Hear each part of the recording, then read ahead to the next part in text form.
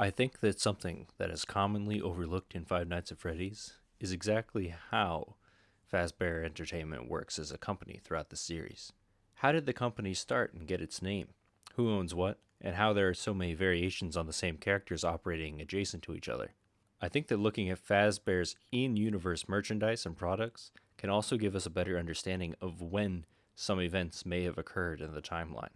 Let's start with the basis of the franchise, as shown to us in Secret of the Mimic. Early on, we're told something by Edwin that will be very important later on.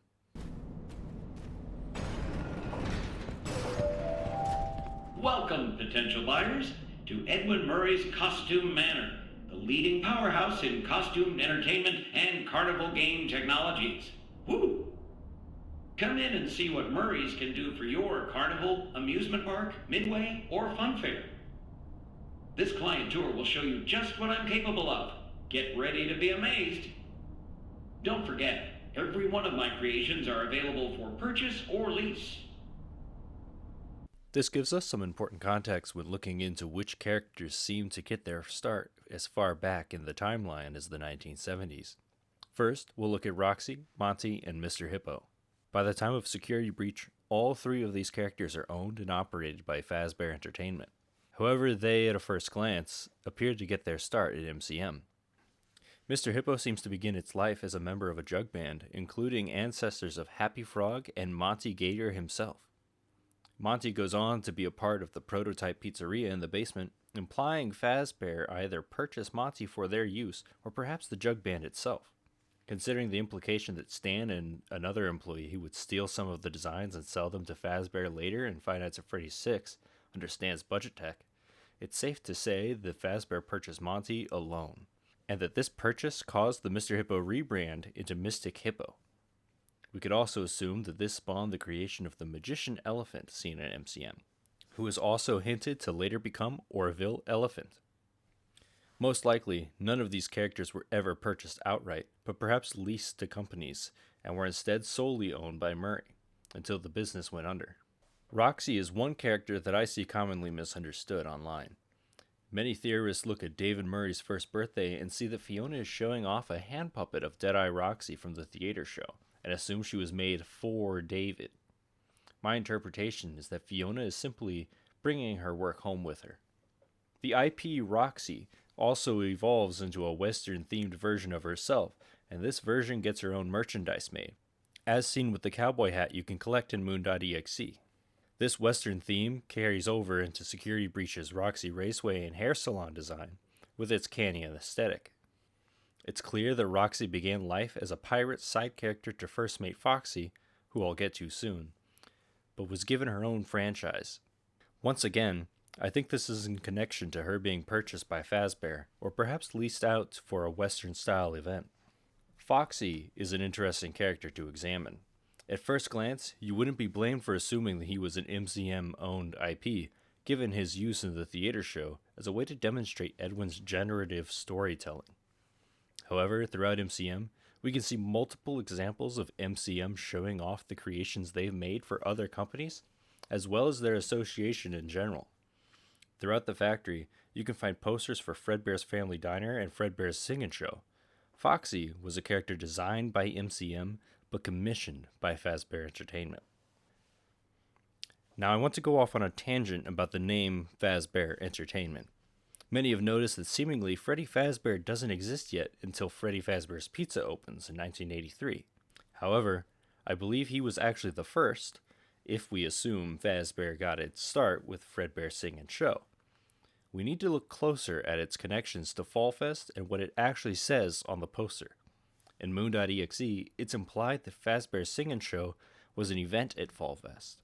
In Moon.exe, it's implied that Fazbear's Singin' Show was an event at Fall Fest, along with a purchasable record. On the poster, it refers to the singing bear as Freddy. With this, I propose that the name Fredbear is just the snazzy shortening of Freddy Fazbear to catch consumer eyes and to fit on the poster better. This show was likely so popular that they rebranded the character to Fredbear for Fredbear's Family Diner, while retaining their original creation's namesake for the company name. Chica's Party World was a name first revealed to us in 2016 in the source code of scottgames.com, leading up to the release of Sister Location.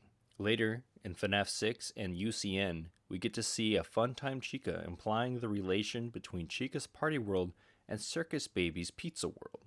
In Secret of the Mimic, we get to see what is potentially the first ever instance of Chica's Party World. In game, we see no association with any specific company. However, like with Monty and Foxy, Chica is soon used in the prototype pizzeria in the basement, implying that her IP is owned and operated by Fazbear Entertainment. And this is a very important detail as we move forward in the timeline to 1983. This is where my thoughts and opinions become a little controversial, so hold on to your booty. As we see the Freddy Fazbear's Pizza franchise begin, so do we also see Fredbear's Family Diner whimper away. The characters, Fredbear and Spring Bonnie, live on as Springlock suits, available, still in use at multiple Freddy's locations, as specified in FNAF 3. In the same year, in Help Wanted, we see the masks of Balloon Boy and a pink and white Foxy? Wait, that can't be right. Mangle is from the 1987 location. Surely we don't see this same design present anywhere else in 1983.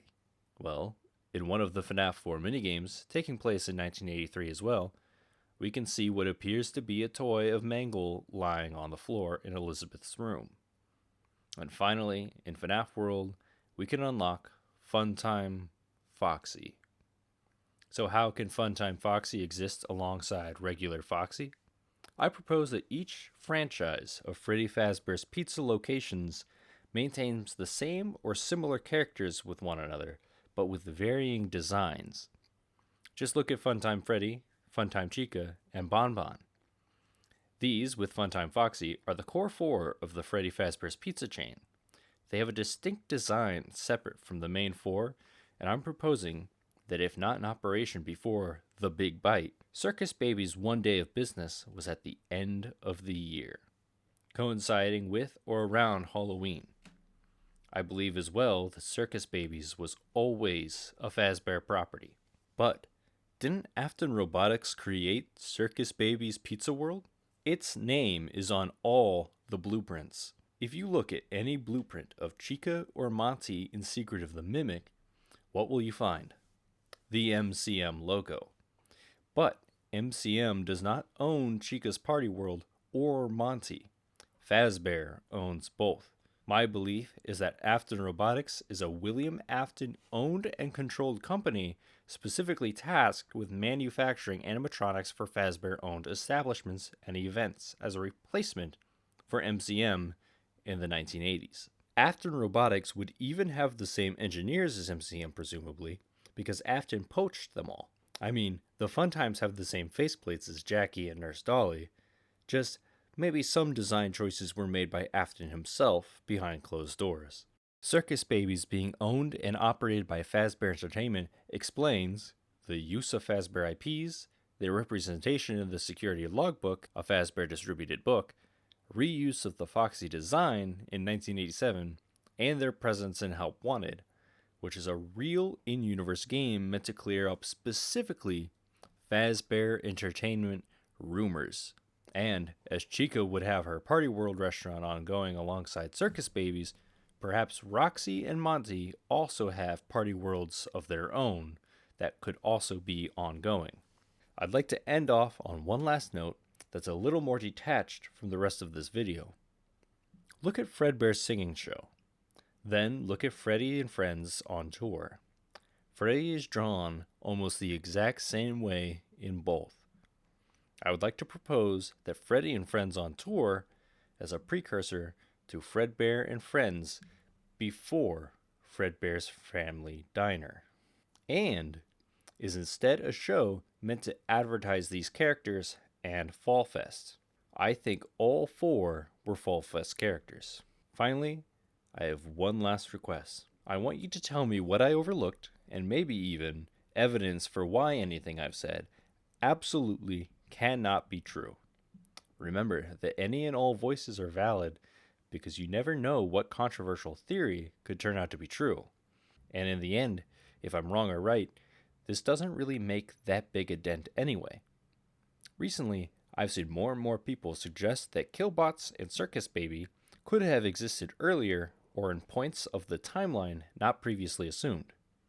How can you tell if a square is really a cube unless you look at the other sides? Thank you for watching.